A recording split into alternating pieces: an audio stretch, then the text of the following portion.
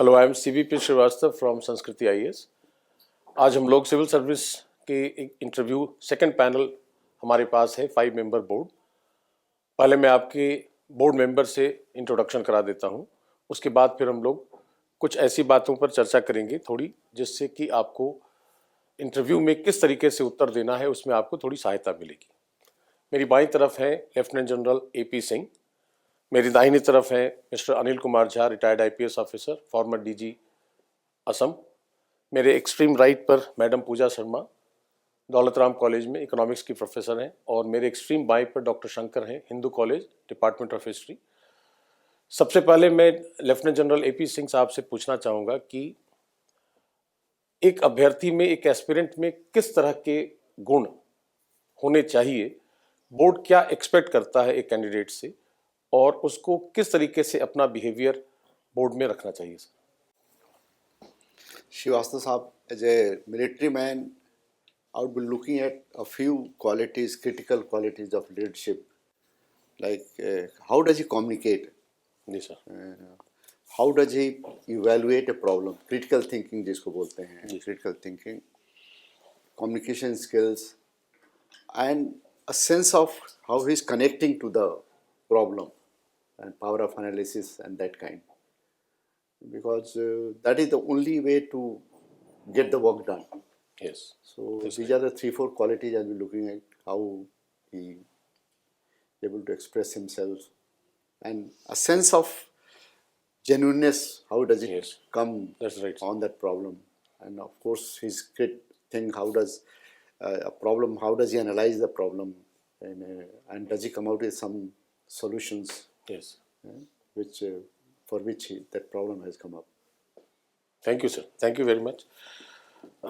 Mister Jha, आपसे एक specific सवाल ये पूछना था कि एक सिविल सर्वेंट में किस तरह के मुख्य गुण, ट्रेट्स, पर्सनालिटी ट्रेट्स होने चाहिए, जिससे कि उसको फील्ड में काम करने में समस्या नहीं हो और वो पब्लिक वेलफेयर में अपने आप को डिवोट कर सके।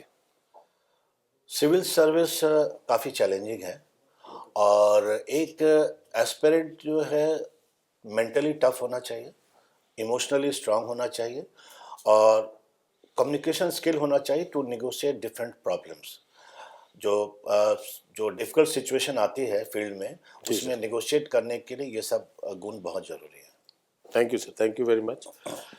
डॉक्टर शंकर, हॉबीज का क्या रोल होता है एक सिविल सर्विस की या सिविल सर्वेंट की पर्सनालिटी में, और इंटरव्यू के दौरान हॉबीज पर किस तरह के प्रश्न पूछे जाने चाहिए या पूछे जा सकते हैं, और किसी भी कैंडिडेट को अपनी हॉबीज को कहां तक एक्सप्लोर करना चाहिए?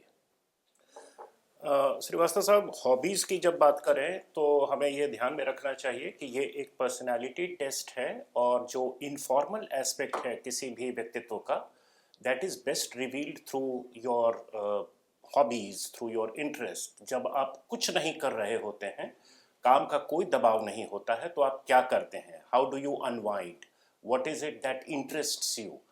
संभव है कि ये आपके बाकी जो आपने चॉइसेस दिए हैं प्रोफेशनल या लर्निंग बेस्ड, उससे अलाइन नहीं हो, लेकिन अगर अलाइन नहीं भी हो तो उसका प्रॉपर जस्टिफिकेशन होना चाहिए। और एक ट्रूथफुलनेस, जेन्युइनिटी जो पर्सनालिटी की होती है वो रिवील होना चाहिए। अगर आपने उस पर कुछ बहुत तैयारी नहीं की है तो आप बताएं कि ये आप यूं ही करते हैं और इसके पीछे कोई स्टडीड इंटरेस्ट नहीं है।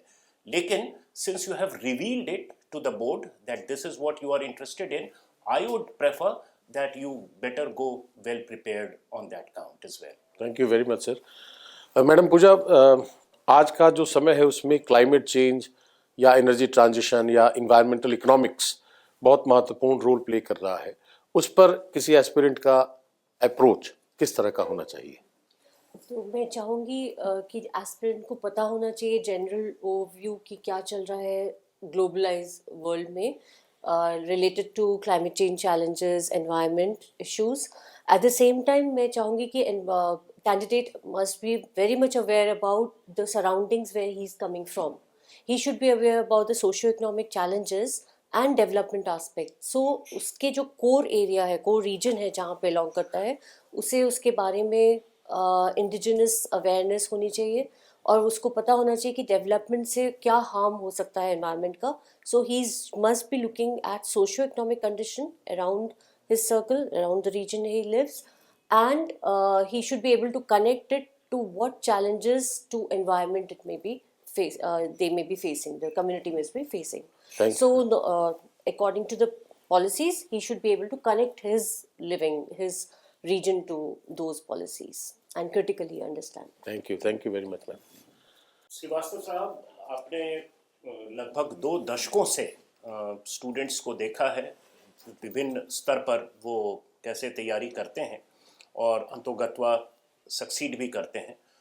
तो आज के परिस्थितियों में अगर आप साक्षात्कार को देखें या पर्सनालिटी टेस्ट को देखें, तो कौन से ऐसे बड़े मूल एट्रीब्यूट्स हैं जो आप चिन्हित करेंगे अभ्यर्थियों के लिए? जी सर, सबसे इम्पोर्टेंट सर बात यह है कि बहुत बार ऐसा मैंने महसूस किया या अनुभव किया है कि बहुत सारे जो एस्पिरेंट्स हैं वो मेंस की तरह इंटरव्यू को भी तैयार करना चाहते हैं, जिसकी आवश्यकता नहीं है.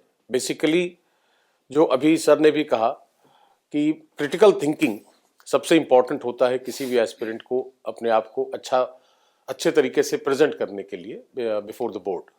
क्रिटिकल थिंकिंग के लिए उसके पास अंडरस्टैंडिंग होनी चाहिए किसी न किसी सब्जेक्ट पर, जिस सब्जेक्ट पर वो बात कर रहा है. बहुत क्लियर थॉट्स होने चाहिए, अंडरस्टैंडिंग होनी चाहिए उसकी, और बहुत जेन्युइन तरीके से उसको प्रस्तुत करने की क्षमता होनी चाहिए. मेरे ख्याल से अगर ऐसे ट्रेड्स को हाईलाइट करता है कोई कैंडिडेट तो उसको अच्छे अंक लाने में कोई समस्या नहीं होती है. अब तक का अनुभव मेरा यही कह रहा है. धन्यवाद.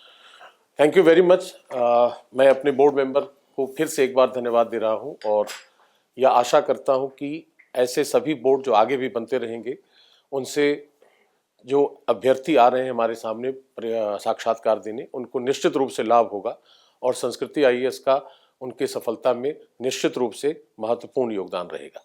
धन्यवाद.